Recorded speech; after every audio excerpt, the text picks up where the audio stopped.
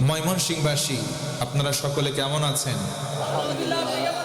আলহামদুলিল্লাহ। আমাদেরকে ভালো রেখেছেন কে? আমার বন্ধু, মনোযোগ বাড়াতে হবে। শয়তানি কুমন্ত্রণা আছে, সেখান থেকে পরিত্রাণের জন্য একটা দুইটা করে তিনটা আমল রয়েছে। ও আমার মুসলমান বন্ধুগণ, শয়তান থেকে পানাহ চাওয়ার জন্য আমরা সর্বপ্রথম আল্লাহর কাছে দোয়া করব। একজনের কাছে আওয়াজ করে বলেন তো তিনি কে? কারো কলিজায় যদি আল্লাহর ভয় পয়দা হয়ে যায়, তার ভেতরে শয়তানি ওয়াসওয়াসা করেও শয়তান কখনো বাসা বাঁধতে পারে না। কথা বলেন ঠিক কিনা?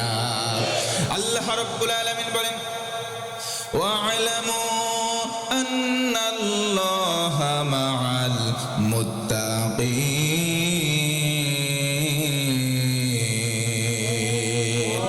বান্দারে জেনে রাখো, বান্দা শোনো, তোমার কলিজায় যদি আল্লাহর ভয় পয়দা হয়, আমি আল্লাহ কথা দিলাম, আমি আল্লাহ তোমার সঙ্গী হব। যার সঙ্গী আল্লাহ হয়ে যায়, শয়তান সেখানে থাকতে পারে নাকি? তার মানে বোঝা গেল আমাদের কলিজায় ভয় রাখতে হবে কার? আর একটু উঁচু গলায় বলেন কার? আল্লাহর ভয়। যখন কোনো বান্দা বান্দির কলিজায় পয়দা হয়, তার কোনো টেনশন, তার কোনো ভয় থাকে না। জোরে আওয়াজ করে বলেন সুবহানাল্লাহ। আল্লাহু ওয়ালিয়ুল্লাযীনা আমানু ইউখরিজুহুম মিনায-যুলুমাতি ইলান-নূর। আল্লাহ রাব্বুল আলামিন বলেন, বান্দারে আমি আল্লাহ ওলি হব, আমি আল্লাহ বন্ধু হব, আমি আল্লাহ অভিভাবক হব। শর্ত হলো যদি মজবুত ঈমান আনতে পারো। আমরা সবাই ঈমানদার, কিন্তু ঈমানের মজবুতি নাই। আমরা সবাই মুমিন হলাম, কিন্তু ঈমানের মজবুতি নাই। নামকা ওয়াস্তে মুমিন, নামকা ওয়াস্তে মুসলমান। ওই যে ছোটবেলায় শুধু আগা কেটে দিয়েছিল, এই নামে মুসলমান আছে না নাই? তার মানে বোঝা গেল মুসলমান ভাইরা আমার, নামে নামে মুসলমান নয়, নামে নামে মুমিন নয়। কারণ তিনটা এমন নিয়ামত আল্লাহ রব্বুল আলামিন আমাদেরকে দিয়েছেন, যেই নিয়ামতের জন্য কোনোদিন দরখাস্ত করি নাই, কোনোদিন বলি নাই ও আল্লাহ আমাদেরকে মুমিন বানাও। এক নম্বর দরখাস্তবিহীন নিয়ামত, সেটার নাম হলো ঈমান। জোরে বলুন সুবহানাল্লাহ। আমাদেরকে আল্লাহ মুমিন বানালেন। দুই নম্বর জীবন দিলেন। জীবন ছাড়া আমাদের ঈমানের দাম নাই, আবার ঈমান ছাড়া জীবনের দাম নাই। তার মানে একজন মানুষ, তার ভেতরে ঈমান নাই, তার বিন্দু পরিমাণ কোনো মূল্য। আবার একজনের ঈমান আছে কিন্তু বেঁচে নাই, তারও মূল্য।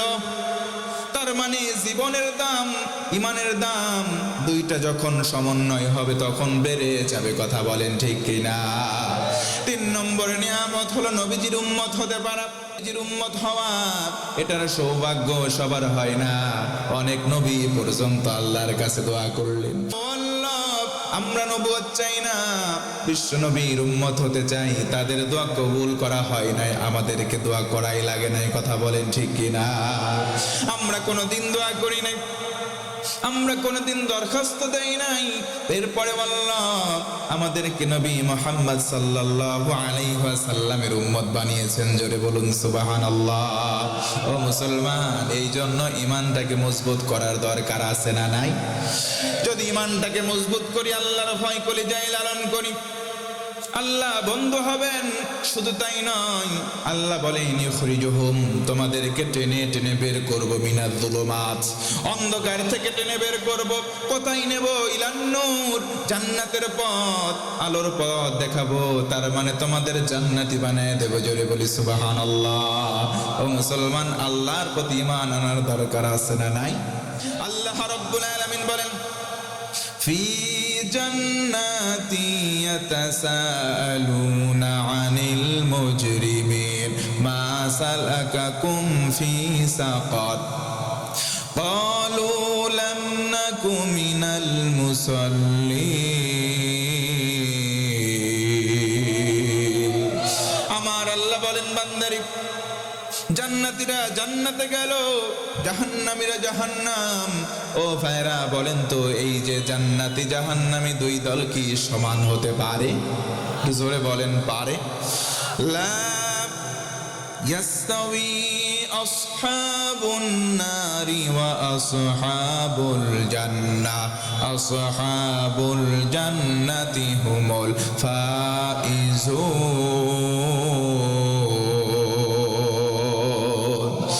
আল্লাহ রাব্বুল আলামিন বলেন, বান্দারে জান্নাতি একদল, জাহান্নামী আরেক দল, এরা সমান নয়। জান্নাতি হবে যারা চূড়ান্ত সফল হবে, তারা চিৎকার করে বলি সুবহানাল্লাহ। জান্নাতীরা বলবে, ভাই জাহান্নামে কেন আসলে? তারা বলবে, লাম নাকু মিনাল মুসাল্লিন, দুনিয়াতে নামাজ পড়ি নাই, এই কারণে জাহান্নাম। ও ভাইরা বলেন তো দেখি, নামাজ পড়ার দরকার আছে না? না। মনের ভেতরে দুই রকম নফস হতে পারে। নফসের মধ্যে মন যা চাই, যদি খারাপটা চাই তাহলে বুঝে নেবেন এটা শয়তান আপনাকে চাওয়াচ্ছে। আর নবীজি বলেন, ইমানদার হওয়ার জন্য অতটুকুন যথেষ্ট। ভালো করার পরে যদি আমার প্রফুল্লতা আসে, ভালো কোনো কাজ করার পরে যদি আপনার দিলের ভিতরে খুশি খুশি লাগে, আপনি মুমিন। খারাপ করার পরে যদি অনুশোচনা হয়, তবু আপনি মুমিন। ও মুসলমান, আমার আপনার ভেতরে খারাপ কত কিছু আসার পরেও অনুশোচনা হয় না, তার মানে আমার আপনার ঈমান নাই। ঈমান থাকলেও পরিমাণে কমে গেছে, ঈমানটাকে বাড়াতে হবে। ও মুসলমান, এই জন্য শয়তানি কুমন্ত্রণা থেকে দূরে থাকার দরকার আমাদের আছে না নাই? 1 নম্বর আল্লাহকে ভয় করব, 2 নম্বরে নামাজ পড়ব, 3 নম্বর বলেন মুসলমান, শয়তান আমাদের যা আদেশ করে সেটা মানা যাবে। শয়তান আমাদেরকে হারাম খেতে বলে, হারাম খাওয়া যাবে। শয়তান সুদ খেতে বলে, শয়তান বেপরদায় যেতে বলে, শয়তান ইফটিজিং করতে বলে, শয়তান যা কিছু বলে সেগুলো করা যাবে কি? ও আমার যুবক বন্ধুগণ, ক্যাসিনোর সঙ্গে অনেকের সম্পর্ক আছে, মদ এবং মাদকতা আছে, এইগুলো শয়তানি কাজ। কথা বলেন ঠিক কিনা? ফাজতানিবুহু লাআল্লাকুম তুফলিহুন। শয়তানি যত কাজ আছে ও মুসলমান, আমার আল্লাহ বলেন, গোলাম এগুলো বিদূরিত করো, তোমার ভেতর থেকে সাফ করে দাও, নিট এন্ড ক্লিন করে দাও, যদি পাস করতে চাও। জোরে বলি সুবহানাল্লাহ।